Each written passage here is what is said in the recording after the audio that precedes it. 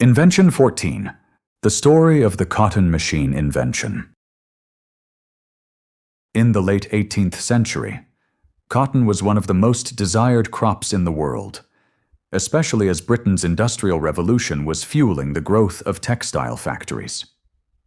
Yet, despite its value, cotton faced a serious limitation. Separating the seeds from the fibers was slow, exhausting work. A single laborer could process only about 1 pound of cotton a day, which made it difficult to meet the rising global demand. Farmers in the United States, particularly in Georgia, faced frustration as they saw fertile land and growing markets, but their hands could not keep pace with the opportunity before them. It was in this environment that Eli Whitney, a young man from Massachusetts, stepped in. While visiting a plantation in Georgia in 1793, Whitney noticed the immense challenge that farmers faced. He realized the problem was not the land or the crop itself, but the bottleneck caused by manual seed removal. Driven by curiosity and mechanical skill, Whitney designed a device that used wire teeth and rotating brushes to pull cotton fibers through a mesh, leaving the seeds behind. This machine, soon known as the cotton gin, short for cotton engine, promised to transform the industry by multiplying efficiency many times over.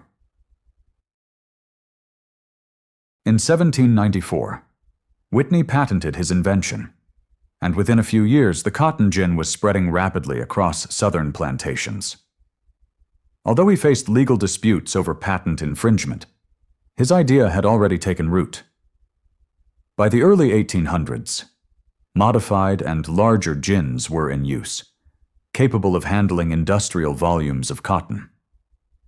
The invention quickly turned the United States into a global supplier, with exports soaring and cotton production multiplying dramatically.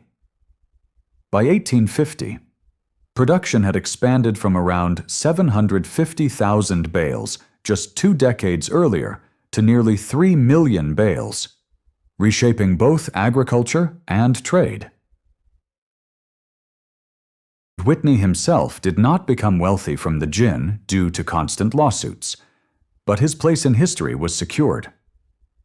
Beyond the gin, he also helped introduce the concept of interchangeable parts in manufacturing, which influenced industries far beyond textiles.